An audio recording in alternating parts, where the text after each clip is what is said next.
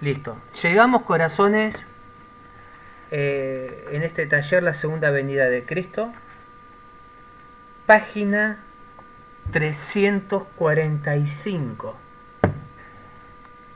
Y dice así: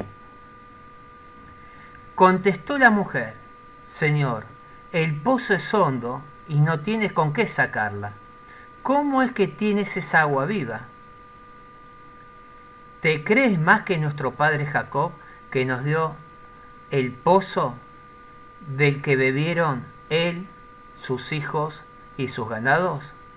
Jesús le respondió: todo el que beba de esta agua volverá a tener sed, pero el que beba del agua que yo le dé no tendrá sed jamás, pues el agua que yo le dé se convertirá en él en fuente de agua que brota para vida eterna. Acá está citando Yogananda a Juan capítulo 4, versículo 11 al 14. Es muy importante, corazones, ahora la enseñanza, la explicación que nos da Yogananda.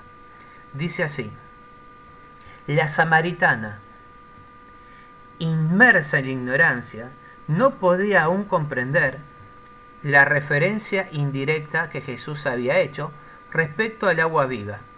De allí su insensata pregunta: dado que no tienes con qué sacarla, ¿cómo es que tienes esa agua viva? Es decir, normalmente cuando uno va a buscar agua en esos pozos, tiene que llevar su propio cántaro de agua, ¿sí? Bien. Jesús hacía alusión a la experiencia interior del descubrimiento, con la ayuda del gurú, de la fuente de la divinidad que se halla dentro del alma.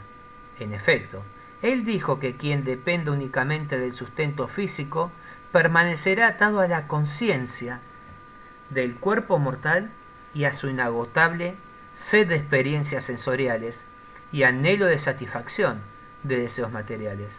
Al olvidar la vida y la bienaventuranza divina de su alma, que todo lo proveen y que sacian todo deseo, el hombre materialista muere insatisfecho.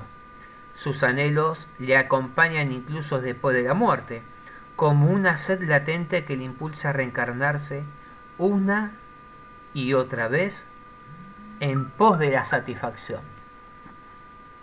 En cambio, quien bebe de la fuente de la eterna bienaventuranza de Dios, sacia para siempre la sed de cada deseo que haya albergado a lo largo de todas las encarnaciones. Las almas que descubren dentro de su ser el pozo perenne de la bienaventuranza de Dios jamás tienen sed de las efímeras satisfacciones ni de los deseos materiales propios de la existencia mortal. El alma del hombre mundano, por el contrario, habiendo perdido el contacto con la bienaventuranza de Dios, trata de hallar satisfacción en los placeres de los sentidos, lo cual es una expectativa insensata. Millones de personas mueren angustiadas después de haber intentado vanamente amontonar en la tierra un tesoro de felicidad perdurable, haciendo acopio de cosas materiales, cuando el gozo inextinguible de Dios aguarda al buscador espiritual en el templo de la meditación. Así habló el Señor al profeta Jeremías: doble mal ha hecho mi pueblo, a mí me dejaron manantial de aguas vivas, para hacerse cisternas, cisternas agrietadas que el agua no retienen. Bienvenida a Yolet, bienvenida a Norma. Fíjense en corazones lo importante que nos está aclarando acá Yogananda, corazones. Los deseos materiales hacen que volvamos a reencarnar, pero también los celos, la envidia, los rencores, la codicia. Cuando hablamos de codicia, también aquellos que intentan robar honores que no son propios. Pero recordemos esto: corazones, el honor más grande que uno puede gritar a los cuatro vientos no es yo me gané 10 millones de dólares, sino que he encontrado a mi Padre Celestial, porque con Él no me falta nada. ¿Comprenden, corazones, lo que les estoy diciendo? ¿Entienden todas? A ver, ¿entienden bien?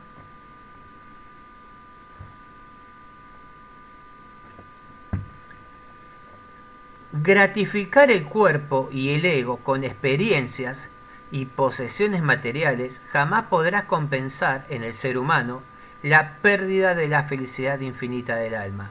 En realidad, lo que el materialista obtiene como resultado de su búsqueda es lo opuesto de aquello que pretendía, y en cambio le predispone a todas las formas de sufrimiento y dolor inherentes a la trama cósmica de las dualidades.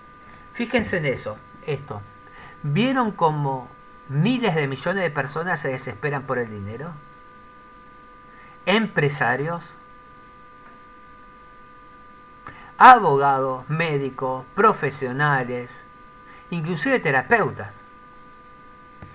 Llenarse los bolsillos y las arcas de oro, por así decirlo. Pero esas personas, ¿son felices? No son felices. Tampoco pueden caminar libremente y sin custodias. Las personas comunes, sencillas, con Dios en su corazón, se sienten protegidos, obtienen el alimento justo y lo disfrutan, lo saborean y lo agradecen. Son muy pocos, y contados con los dedos de una mano, que hay personas que realmente tienen todo y realmente agradecen y disfrutan, pero también ayudan a las personas. No le quitan nada a nadie, son honestos. Son muy, muy poquititos. Bien.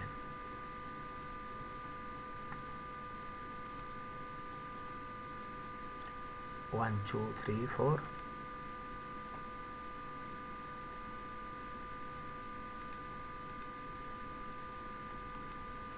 One, two, three, four.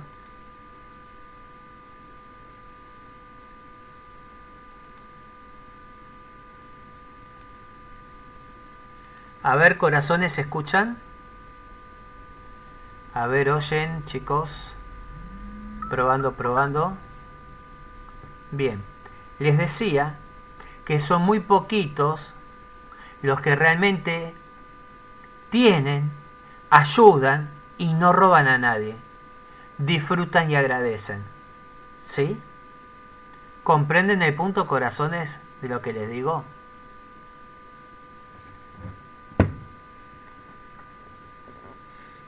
Entonces, los deseos mortales prometen la felicidad, pero en lugar de ello, ocasionan sufrimiento, puesto que los placeres de los sentidos surgen del contacto con los objetos externos y se ven sometidos a un comienzo y un final. Son efímeros, solo engendran sufrimiento. Ningún sabio busca la felicidad en ellos. Bien.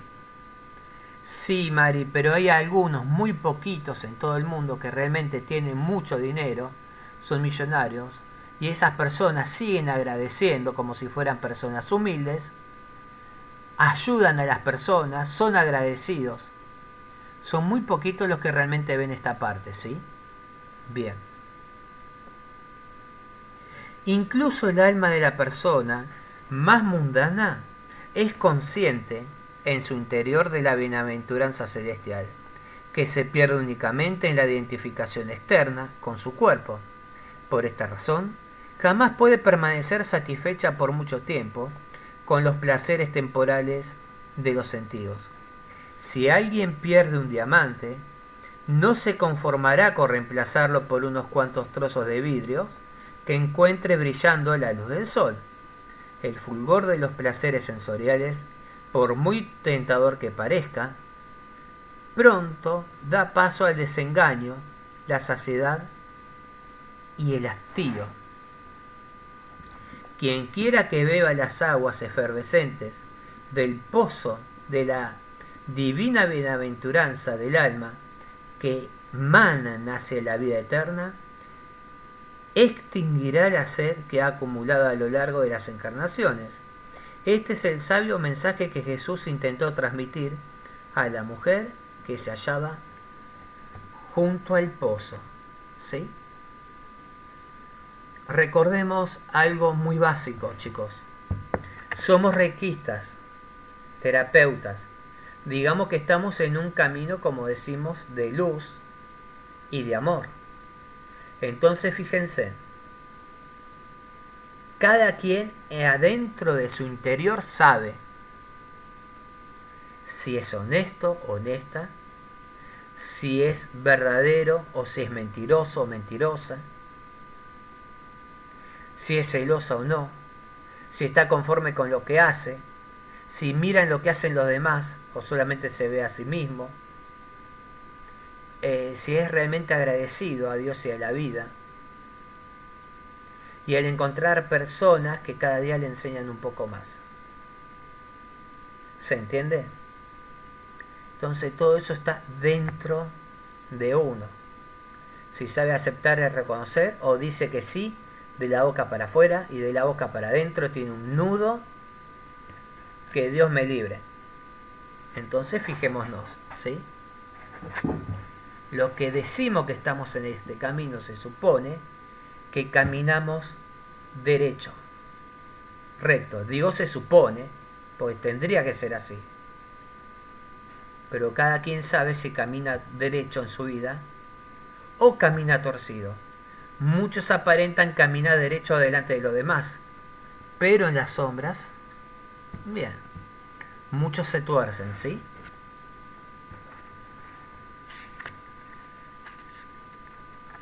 Bien, vamos a hacer un poquito más. Le dijo la mujer: Señor, dame de esa agua, para no volver a tener sed y no tener que venir aquí para sacarla. Él le contestó: Ven, llama a tu marido y vuelve acá. La mujer le dijo: No tengo marido. Jesús le respondió: Bien has dicho que no tienes marido, porque has tenido 5, y el que ahora tienes no es marido tuyo. En eso has dicho la verdad. La mujer replicó: Señor, veo que eres un profeta.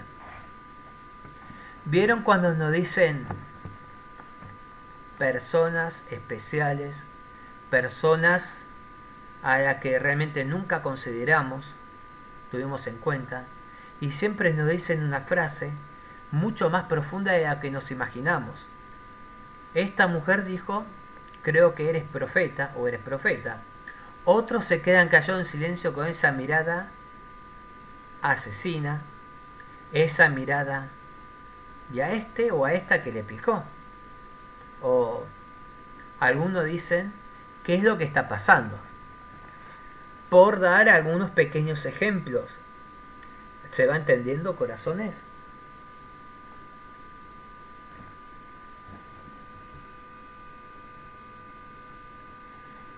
Un ápice de receptividad se despertó en la mujer. En consecuencia, Jesús puso a prueba el carácter de su discípula, que había caído moralmente, y también el nivel de degradación al que había descendido. Pasa que en este camino muchos, moralmente, éticamente, decaen porque se dedican al libertinaje. Sí que entienden lo que les quiero decir.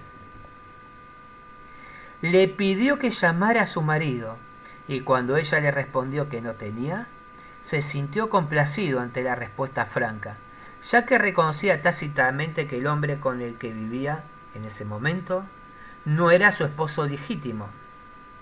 Jesús le reveló entonces que conocía su promiscuo comportamiento, que le había llevado a tener 5 de tales relaciones ilícitas. En vez de mentir para defenderse a sí misma, la mujer reconoció a Jesús como un profeta divino y como tal, el único que podía haber conocido el secreto que ella guardaba. En ese momento de su misión espiritual, Jesús comprobó que su sinceridad era genuina. La inmoralidad cubría, como una capa de arcilla, el alma pura y amante de la verdad de la mujer, y la ocultaba solo de manera transitoria.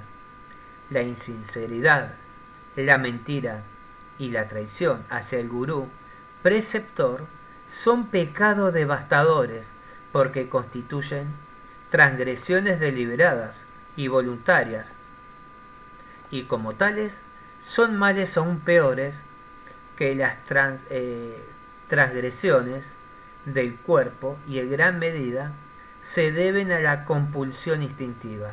Algunas personas, debido a su comportamiento inmoral en alguna vida pasada, nacen con inclinaciones compulsivas que le hacen desdeñar casi todo sentido de la vergüenza. Las advertencias religiosas, los dictados de la conciencia, los esfuerzos por lograr el autocontrol o la turbación social ocasionada, la sinceridad para reconocer y aceptar las faltas propias y acatar los consejos de su médico espiritual, les conferirá a estas personas la fortaleza mental y moral necesaria para remediar su mal.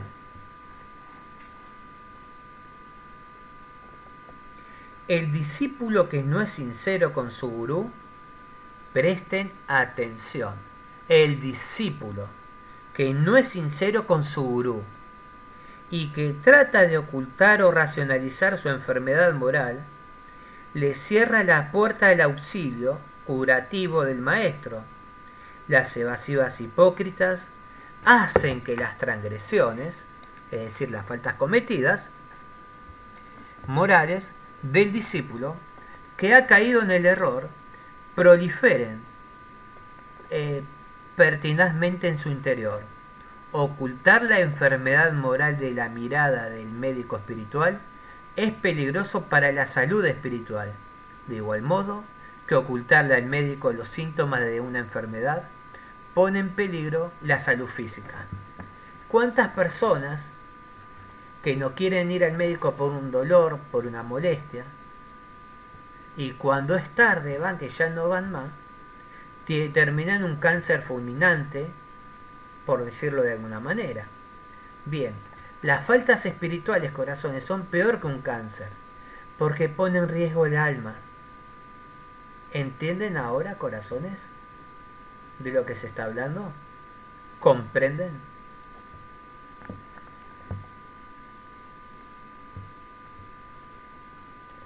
Bien. En todo caso, no se puede engañar al gurú. No importa cuán astuto sea el discípulo evasivo. El maestro puede percibir la naturaleza más íntima de un discípulo de manera exacta e instantánea. Los maestros casi nunca cometen errores al determinar las cualidades de quienes acuden a ellos. Incluso cuando un maestro acepta a un discípulo que más tarde exhibe tendencias negativas o traicioneras, eso no significa que el maestro no lo haya advertido antes. Jesús tuvo sus Judas. ¿Por qué aceptó un seguidor como él? ¿Existía entre ellos una conexión kármica? Judas había sido discípulo de Jesús en una vida anterior. Cuando un gurú ve el alma de un discípulo que ha caído en la ignorancia, el deber de Dios le ha encomendado y su amorosa preocupación por él no le dejan otra alternativa que ayudarle. Toda alma puede ser rescatada, sin importar cuán atrapada se encuentre en el error, si la mente se compromete con toda sinceridad a cooperar espiritualmente. El gurú ofrece reiteradas oportunidades para que el discípulo se abra paso a través de la ignorancia, aun cuando los pecados de un ser humano sean tan profundos como el océano. Aun así, puede alcanzar la salvación si es leal y sincero con su maestro. De este modo, se conecta con el canal que habrá de llevarle a Dios. Van comprendiendo, corazones. Recuerden que el gurú es como un médico, ¿sí? A él hay que decirle la verdad, pero muchos ocultan sus intenciones. Muchos ocultan la mentira y la traición, como en el caso de Judas. Y Jesús, como sabemos, él ya sabía, porque él leía las mentes y corazones. Recordemos que el camino a Dios no está debajo de cuatro paredes, no está en el subirse en un púlpito, sino encontrarlo siempre en nuestro interior. Abrazarlo, agradecerlo, reconocerlo, aceptarlo. Ser totalmente dependientes de él. ¿Se entiende, corazones? De esa forma vamos a ir limpiando también nuestra mente. Vamos a ir corrigiendo errores de ego y tantas cosas. Porque muchos dicen sí, sí, pero después en la práctica, en la realidad es no. Muchos quieren formar sus propios grupos, ser ya más gurú que el gurú de ellos, que el original con quien aprendieron. Ellos intentan sentirse superior. Recordemos algo, el gurú es un día. Los discípulos un día se van a convertir en gurú o en guías también. El gurú lo que hace es ilumina, es un faro. ¿Vieron los faros que están en la orilla? En el mar. Alumbran a los barcos para que vean dónde está la costa y no se estrellen. En especial donde hay arrecifes y demás. Bien. Un gurú es una persona, un enviado de Dios, que hace también como faro. Él ilumina, marca el camino. Él guía a quien se deja guiar, sabiendo que el gurú no habla por sí mismo, sino Dios habla a través de él. Claro que un gurú jamás va a decir que él hace eso. Nunca se va a poner él en el lugar de Dios. Porque el lugar de Dios es el de Dios, el de gurú es de gurú. Hay muchísima diferencia. Pero hay gurúes que se quieren convertir en Dios. Ocupar su lugar. Ojo al ojo en este punto, ¿sí? ¿Entienden?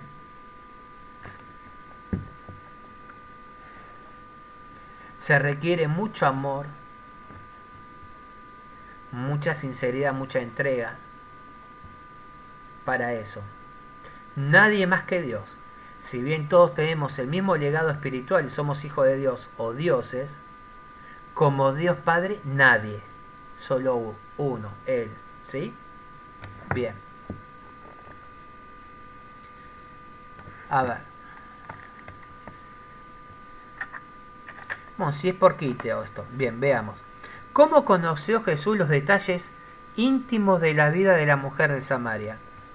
¿Leyó los pensamientos almacenados en su mente subconsciente, conscientes o supraconsciente?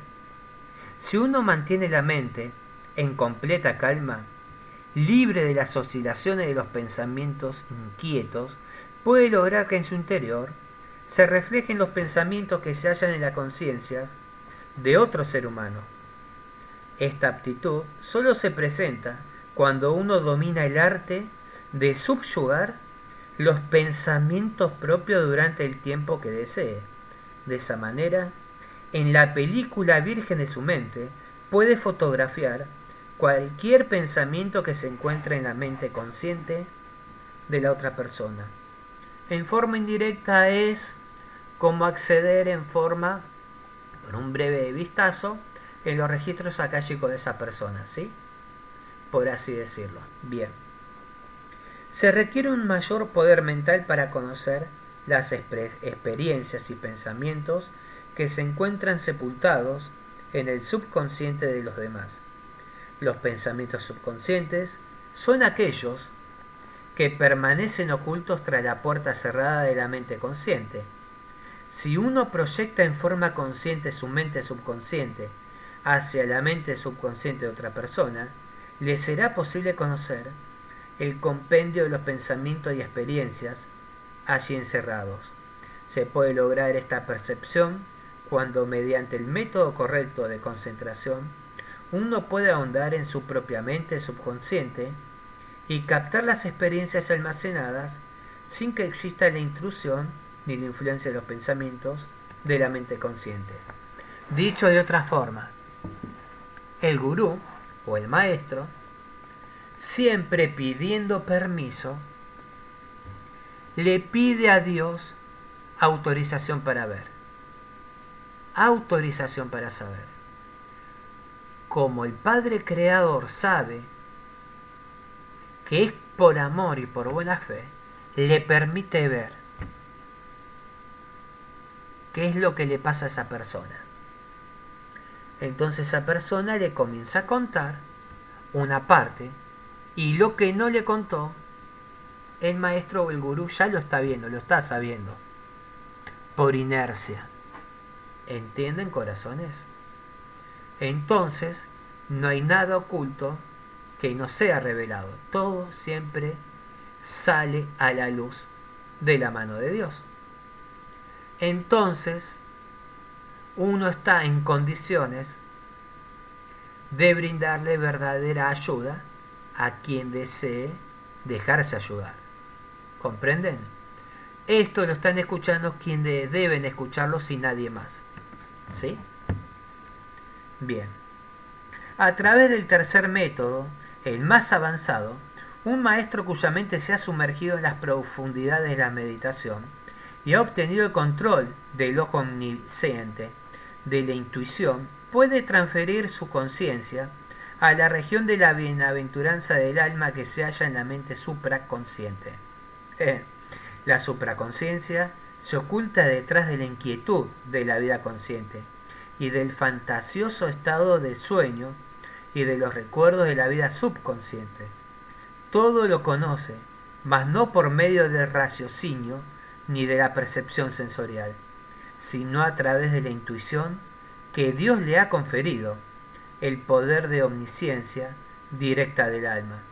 Es posible desarrollar este poder intuitivo aprendiendo los métodos graduales de la profunda meditación científica que conduce a la realización del ser. Gurú significa maestro, María Acuña, ¿sí? Gurú es un término de la India o en hindi que significa maestro, tal como en la Biblia se le llama rabí a los judíos, que significa maestros, ¿sí? En China se llama Sifu o Tsifu a un maestro, ¿sí? Pues esto no es una competencia, Noelia, ¿sí? Bien, no es una competencia. Recordemos que la intuición procede siempre de Dios, cuando uno se deja guiar por la divinidad, ¿sí? Él siempre nos guía y nos lleva a aguas mansas. Espero, Mari, que hayas comprendido, ¿sí? Entonces Él, a través de la intuición, también nos permite ver qué es lo que sucede a una persona para que podamos ayudarla de la mejor forma. Pues yo no me llamo ni gurú ni maestro, María Acuña, eso lo decís vos. Yo soy reikista, ¿sí? Bien.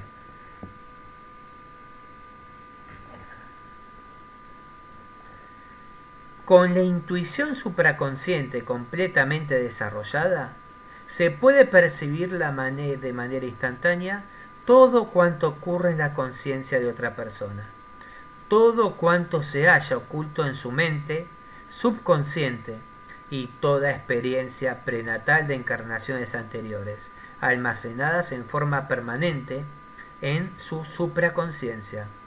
Jesús tenía el poder de la intuición a su disposición y bajo su control supo al instante todo lo que se encontraba en las mentes conscientes, subconscientes y supraconsciente de la samaritana, ¿sí?